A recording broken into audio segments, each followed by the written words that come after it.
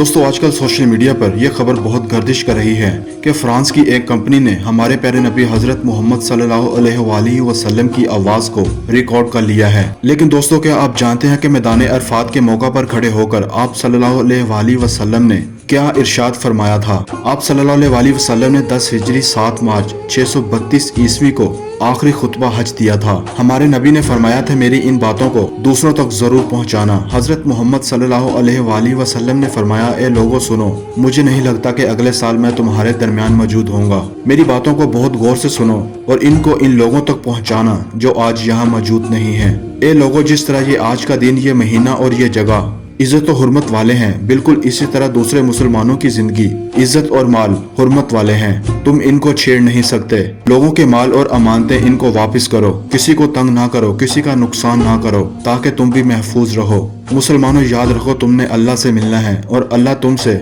तुम्हारे अमाल के बारे में सवाल करेगा।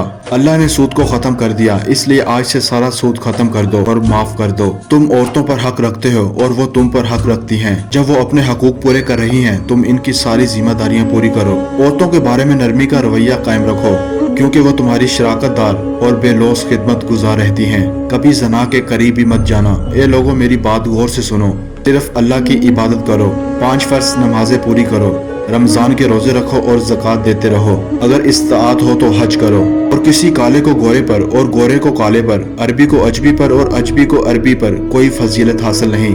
हर मुसलमान दूसरे मुसलमान का भाई है। तुम सब अल्लाह की नजर में बराबर हो।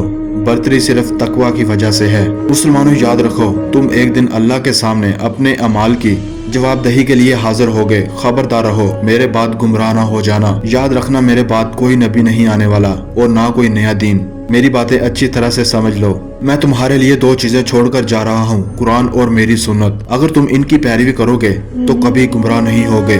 सुनो तुम लोग जो आज मौजूद हो, इस बात को अगले लोगों तक पहुँचाना और वो फिर अगले लोगों तक। और ये मुमकिन है कि बाद वाले मेरी बात को पहले वालों से ज्यादा बेहतर समझ सकें। और फिर आसमान की तरफ चेहरा उठाया और कहा, ए अल्लाह गवाह रहना, मैंने तेरा पैगाम तेरे लोगों तक पहुँचा दिया।